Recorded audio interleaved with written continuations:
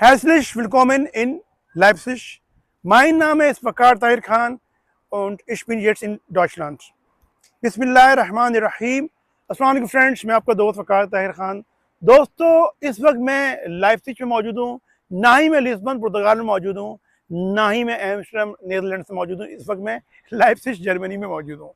आज की वीडियो में मैं आपको एक्सप्लेन करने जा रहा हूँ डिटेल के साथ जर्मनी के वीज़े के हवाले से। ये नॉर्मल वीज़ा है जिसे विजिट वीज़ा भी कहते हैं, और शांसन कार्ड है जिसे अपॉर्चुनिटी कार्ड भी कहते हैं, जर्मनी ने भी कुछ अर्से पहले जो है वो शुरू किया है।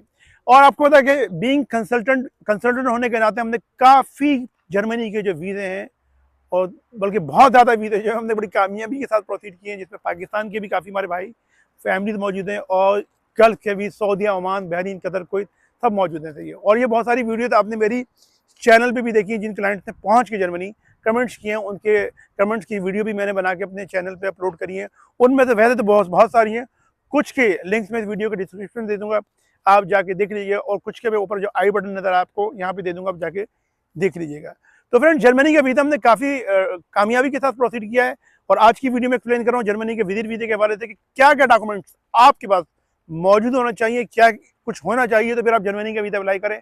वरना जर्मनी का वीज़ा अप्लाई नहीं करें, क्योंकि जर्मनी की वीज़ा रेशो पाकिस्तान में और उन तमाम तर ममालिक में जहाँ पर लोगों को जर्मनी आने के लिए वीज़ा रिक्वायर है, वो बहुत अच्छी थी। पाकिस्तान में नहीं, सभी जगह अच्छी है।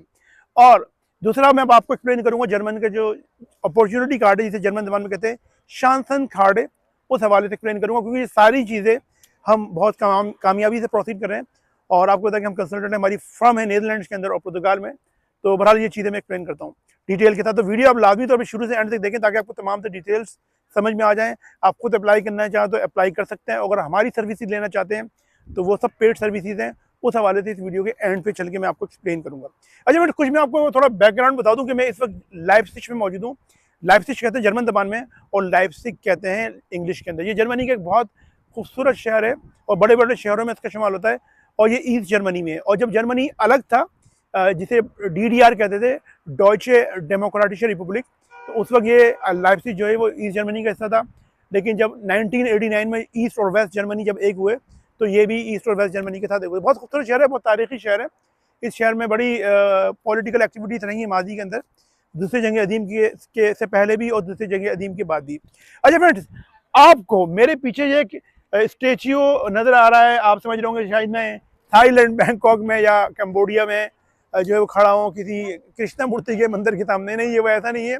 ये लाइप्जिग के अंदर मोन्यूमेंट है, यहाँ पर मैं आया था। और आपको पता है कि बच्चों की स्कूल की छुट्टियाँ, क्योंकि मेरी आपने लास्ट वीडियो देखी थी, मैं था उस वक्त पुर्तगाल में, पोर्तो के अंदर, और वहीं से फिर मैं आ गया था हॉलैंड कुछ दिनों पहले।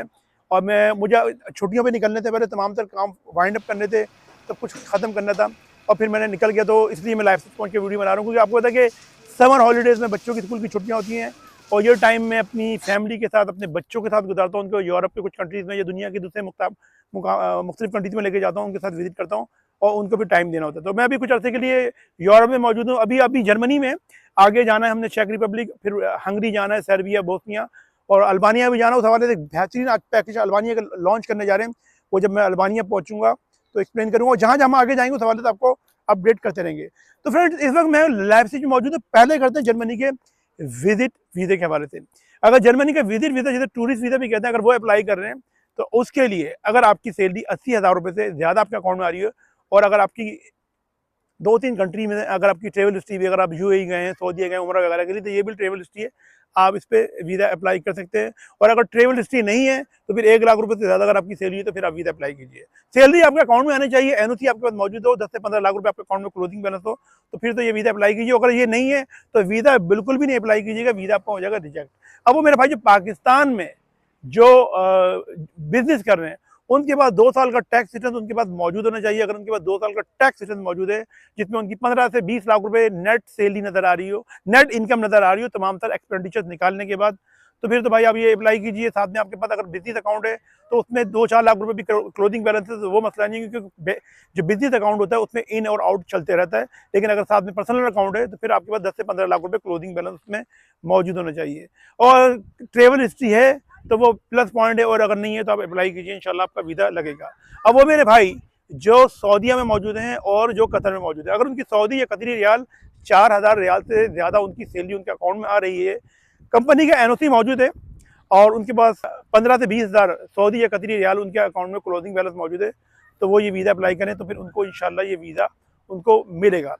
अब मेरे वो भाई जो कुवैत में मौजूद हैं और बहरीन में मौजूद हैं, अगर उनकी सैलरी 400 कुवैती दिनार या 400 बहरीनी दिनार से ज़्यादा उनके अकाउंट में आ रही है, क्लोजिंग बैलेंस उनका 2 से 3 हज़ार बहरीनी या कुवैती दिनार के दरमियान मौजूद है, कंपनी का एनओसी मौजूद है, तो फिर वो ये वीज़ा अप्लाई कीजिए, वीज़ा उनका लगेगा इंशाल्लाह। अब मेरे भाई जो ओमान में मौजूद हैं, अगर उनकी 400 ओमानी रियाल से ज़्यादा सैलरी उनका अकाउंट में मौजूद है और 2 से 3 हज़ार ओमानी रियाल क्लोजिंग बैलेंस मौजूद है, कंपनी का एनओसी मौजूद है, तो वो भी अप्लाई कर सकते हैं।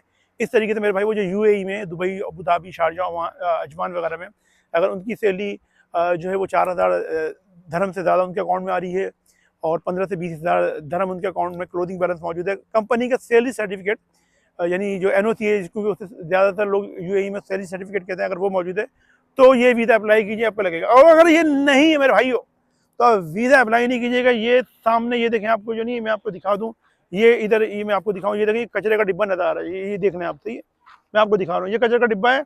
इस कचरे के डिब्बे में अगर ये चीज़ें नहीं हो तो नहीं अप्लाई करिएगा। ये अपने पैसे कचरे के डिब्बे में डालने वाली बात है कि नहीं अप्लाई कीजिएगा। ये चीज़ें नहीं, मैं आपको बता रहा हूँ। 2000 1800 रियाल वाले जो नहीं होंगे उनको भी सऊदीया में बहुत सारे एजेंटों ने वीज़ा अप्लाई करवा दी है, बेड़ा गर्की करवा दी, पैसे तय करवा दिए। नहीं है तो ये वीज़ा आप अप्लाई नहीं कीजिएगा। अब फ्रेंड्स बात करते हैं हम जर्मनी के शांसन कार्ड की। शांसन कार्ड जिसे अपॉर्चुनिटी कार्ड भी कहते हैं और जर्मन में कहते हैं शांसन कार्ड है। अगर वो आपके पास अप्लाई करना चाहते हैं तो बहुत से लोगों ने शांसन कार्ड के लिए वीडियोस बना दी है कि भाई आपके पास अगर मैट्रिक किया है, इंटर किया है, मिडिल पास है तो आप अप्लाई कर लीजिए, लग जाएगा। नहीं भाई, ऐसा नहीं है। इसके लिए क्योंकि मैं ये बता रहा हूँ, मैं खुद जर्मनी में मौजूद हूँ, खुद लाइव आपके सामने मौजूद हूँ जर्मनी के अंदर, तो चीज़ें बता रहा हूँ। ये मेरी डेली रूटीन की प्रैक्टिस है, हम कंसल्टेंट हैं, हम ये सारे काम करते हैं, तो चीज़ें बता रहा हूँ, मैं अपने एक्सपीरियंस की बेसिस पे बता रहा हूँ। अगर आपने 4 साल का बैचलर कोर्स किया, अच्छा एक चीज़ बता दूँ, शांसन कार्ड जो है, ये जो अपॉर्चुनिटी कार्ड, ये पहले था German job seeker visa. Job seeker visa था तो 6 महीने का मल्टीपल लगता था, लेकिन अब उसको रिप्लेस करके उन्होंने शांसन कार्ड कर दिया। अब ये लगता है 12 महीने का, बाद में इस पर एक्सटेंशन भी हो जाती है, सही है। अब ये इसमें ये कि अगर आपने 16 साल की एजुकेशन मौजूद है और आपके पास फर्स्ट कहना आपने एमबीए किया है मार्केटिंग में, फाइनेंस में, बैंकिंग में, बीसीएस किया है, एमसीएस किया है, बीबीए किया है 4 साल का, बीई किया है, बीएससीएस किया है, बीटेक ऑनर्स किया है, अगर 4 साल मतलब आपने कोई बैचलर डिग्री करी है, 16 ईयर एजुकेशन है आपकी प्रोफेशनल डिग्री में, ये नहीं कि एमए पॉलिटिकल साइंस या एमए इकोनॉमिक्स की, नहीं है, अगर ये मौजूद है और साथ में आपके पास 2 में से एक चीज़ होना ज़रूरी है। अगर ये दोनों में से कोई भी एक चीज़ नहीं है तो फिर ये आपने पीएचडी भी किया हो तो ये वीज़ा अप्लाई नहीं कर सकते। उसके लिए क्या, अगर आपके जर्मन का बेसिक लैंग्वेज का कोर्स होना चाहिए, जिसे B1 कहते हैं, वो है आपके पास, तो फिर अप्लाई कर सकते हैं डिग्री होने के साथ, सही है। और अगर आपके पास अगर ये नहीं है आपके पास, तो अगर आपने आइल्ट्स किया है और आइल्ट्स में चारों मॉड्यूल्स के अंदर आपके 5.5 बैंड से, चाहे वो एकेडमिक हो या जर्नल, तो फिर आप अप्लाई कर सकते हैं, खुद से भी अप्लाई कर सकते हैं। इसके लिए कुछ प्रोसेस है कि डिग्री वैल्यूएशन चाहिए और यहाँ पे बैंक में आपको एक जो है वो अकाउंट भी खुलवाना पड़ता है, उसमें अच्छा खासा अमाउंट आपको शो करना पड़ता है और फिर आप ये अप्लाई कर सकते हैं। ये 2 बुनियादी चीज़ें हैं। अगर ये 2 बुनियादी चीज़ें हैं तो फिर आप यानी कि जर्मन लैंग्वेज का कोर्स किया हो या आप बेसिक कोर्स या आपने आइल्ट्स किया हो 5.5 बैंड के साथ, तो ये अप्लाई कर सकते हैं। अच्छा फ्रेंड्स, ये तो मैंने आपको बताया कि आप खुद भी अप्लाई कर सकते हैं, क्योंकि बहुत से लोगों को वीज़ा अप्लाई करने में मुश्किल होती है, उनको समझ में नहीं आता, उनको डॉक्यूमेंटेशन के हवाले से समझ में नहीं आ रहा था। तो इस सिलसिले में बिल्कुल आप हमारी सर्विस ले सकते हैं। ऊपर आपको मेरे ये नंबर नज़र आ रहे हैं, इस नंबर भाई आप मुझे कॉल नहीं कीजिएगा, क्योंकि इससे मैं होता हूँ डिस्टर्ब बहुत ज़्यादा। आप मुझे लिख कर भेजें कि आपकी सैलरी कितनी है, आपकी सैलरी आपके अकाउंट में आती है नहीं आती, और अगर आप कारोबार कर रहे हैं तो अपने बिजनेस का लिख के भेजें। देखिए, आप कुछ लिख कर भेजें तो फिर हम भी आपको कुछ जवाब देंगे। अगर ये धड़ाधड़ अगर आप मुझे कॉल करेंगे और मुझे डिस्टर्ब करेंगे तो उससे पहला काम तो हम ये कर देंगे, फिर हम आपका नंबर ब्लॉक कर देंगे और फिर हम आपको कोई रिप्लाई भी नहीं देंगे। आप चाहे आपको काम किया जाए तो ये नंबर मैंने आपको रब्ता करने के लिए दिया है। आप वेट कीजिए, 2 दिन भी लग सकते हैं, 4 दिन भी लग सकते हैं, 1 हफ्ता भी लगता है। हम छुट्टियों पे तो फौरी तौर पर जवाब नहीं दे सकते, टाइम लगता है, तो रिप्लाई आपको देंगे अगर आपका प्रोफाइल अच्छा है। और अगर रिप्लाई नहीं दे पा रहे तो आप रिमाइंडर लिखिए भेज दिए, सॉफ्ट रिमाइंडर लिखिए भेज दिए, आपको जवाब दे देंगे। तो अगर आप काम करवाना चाह रहे हैं तो सब्र व तहम्मुल का मुजाहरा भी करना है। तो अगर आपने जल्दबाजी करनी है तो फिर पाकिस्तान में, इंडिया में, जहाँ पे भी आप मौजूद हैं भाई, वहाँ पे बहुत सारे लुटेरे एजेंट सब मौजूद हैं, वहाँ पे सब मौजूद हैं, वहाँ पे एक कंसल्टेंट वगैरह मौजूद हैं। तो फिर आप उन्हीं से अप्लाई करवा लिए। हम फिर आपको इस तरीके से, जल्दबाजी का हमारे पास कोई भी काम नहीं है, सब्र व तहम्मुल करना पड़ेगा, क्योंकि हज़ारों के हिसाब से मैसेजेस होते हैं और सबको मैं टाइम टू टाइम जवाब देता हूँ। फिर ये आज की वीडियो, आप सब अपना बहुत बहुत ख्याल रखें, अपने पेरेंट्स और अपने बुजुर्गों का बहुत बहुत ख्याल रखें। और वकार भाई के इस चैनल के भी आगे चल के चेक रिपब्लिक में, पराग में रब्ता करते हैं आप सबसे। अस्सलाम वालेकुम, अल्लाह हाफिज़, auf Wiedersehen।